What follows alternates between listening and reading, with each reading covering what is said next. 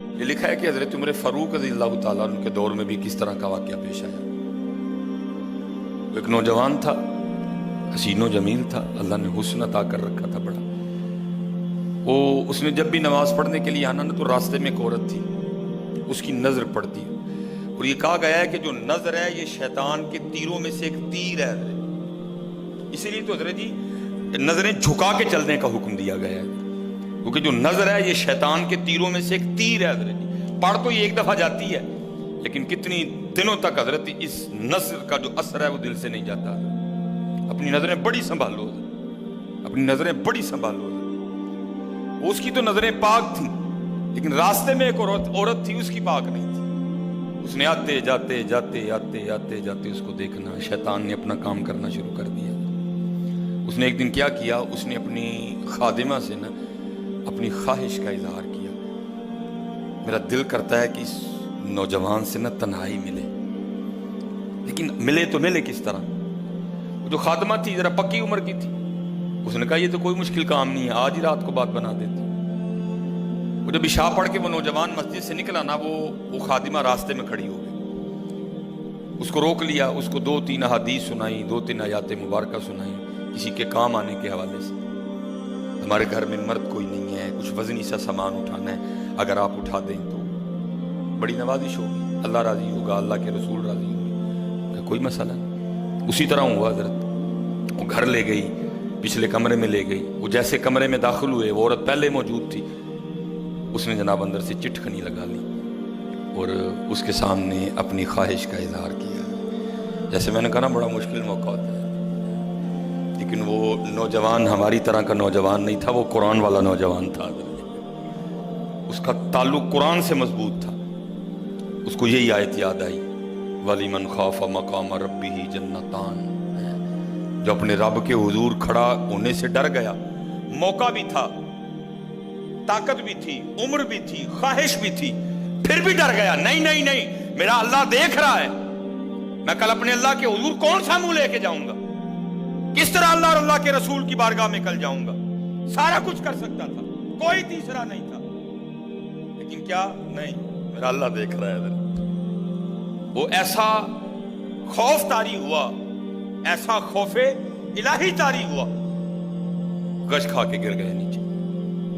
عورت ڈر گئی، آگے بڑھ کے کسی نے نبض نہیں دیکھی کہ زندہ ہے کہ شہید ہو گئے، انہوں نے سمجھا کہ شاید مر گئے۔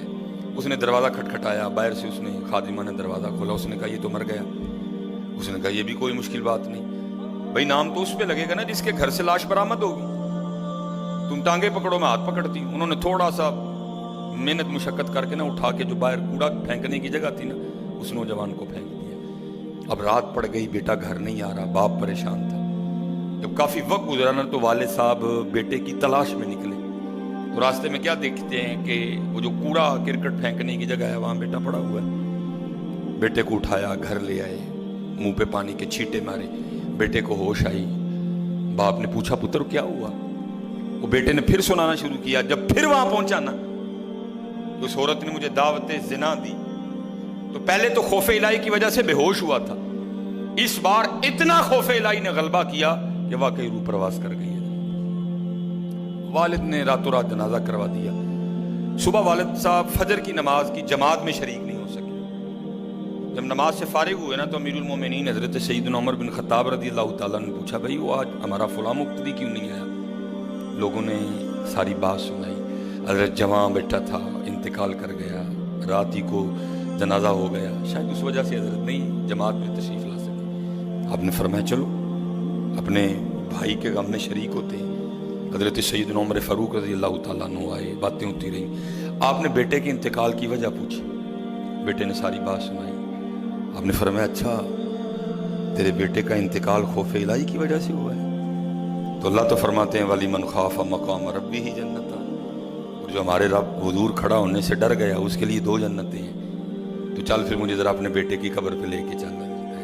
ہائے، لکھا ہے حضرت عمر فاروق اب اس کے بیٹے کی قبر پہ تشریف لے، اس کی قبر پہ کھڑے ہو کے اس نوجوان کو باہر سے مخاطب کر کے فرماتے ہیں، اللہ فرماتے ہیں وَلِمَنْ خَافَ مَقَامَ رَبِّهِ جَنَّتَانِ، اور جو اپنے رب کے حضور کھڑا ہونے سے ڈر گیا اس کے لیے 2 جنتیں ہیں۔ اے نوجوان اب آگے تو بتا اللہ نے تجھے 2 جنتیں دیں کہ نہیں دیں؟ تو لکھا ہے قبر سے جواب آتا ہے امیر المومنین رب سچا، رب کا رسول سچا، رب کا قرآن سچا، میں جیسے ہی قبر میں آیا ہوں اللہ نے مجھے 2 جنتیں عطا کر دی ہیں۔ بچو اس سے بچو، اس دور کا سب سے بڑا فتنہ ہے، اس سے بچو اور خود نہیں بچا جاتا، اپنے اللہ کے حضور بار بار گڑ گڑاؤ یا اللہ سانو بچا لے۔ اور پھنسایا حضرت ہمیں انہوں نے اس طرح ہے، ہمارے معاشرے کو انہوں نے اس طرح کا بنا دیا ہے کہ یہاں زنا بالکل بری چیز نہیں سمجھی جا رہی، لوگ فخر سے بتاتے ہیں، اور یہ قرب قیامت کی نشانی ہے، لوگ گناہ کر کے فخریہ بتایا کریں۔ آج کا نوجوان فخریہ بتاتا ہے میری اتنی گرل فرینڈز ہیں، آج کا نوجوان فخر سے بتاتا ہے، یہ قرب قیامت ہے، یہ نشانی ہے قیامت کی۔ لوگ گناہ کر کے ڈریں گے نہیں بلکہ فخریہ بتایا کریں گے، ہاں جی میں یہ گناہ کر رہا ہوں اور اتنی جگہ کر رہا ہوں میں یہ گناہ، لیکن کیا ہوگا نیکی مشکل ہو جائے۔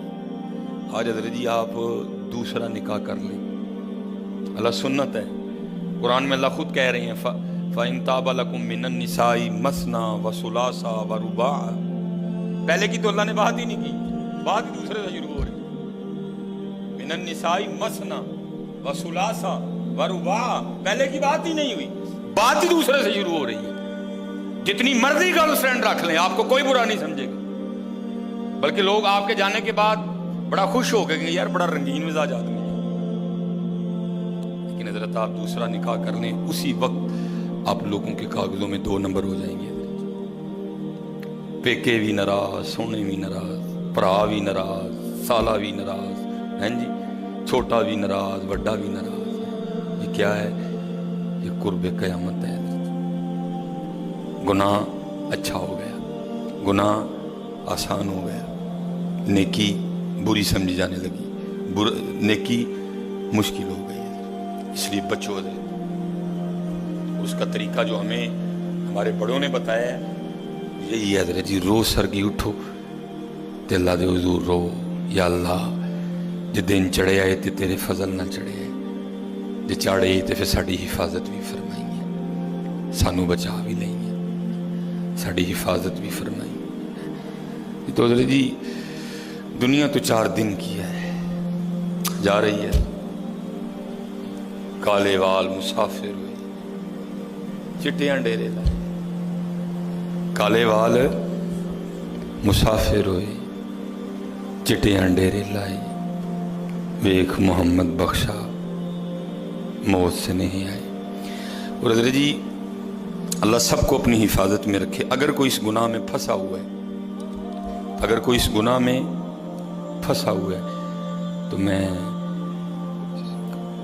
کہوں گا کہ توبہ کر لیں سارے حضرت، کیونکہ حضرت یہ وہ گناہ ہیں کر تو ہم رہے ہیں لیکن اس کی سزا ہماری نسلوں کو بھگتنی پڑنی ہے، کیونکہ امام شافعی رحمۃ اللہ تعالی علیہ فرماتے ہیں زنا وہ قرض ہے جو لے تو رہا ہے لیکن چکائے گی تیری اولاد۔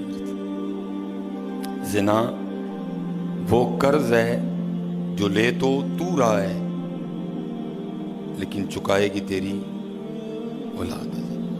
اس لیے حضرت جی اپنی اولاد کے لیے، اپنی بیٹیوں کے لیے، اپنی بہنوں کے لیے گڑھے نہ کھودو حضرت، اس سے بچو حضرت۔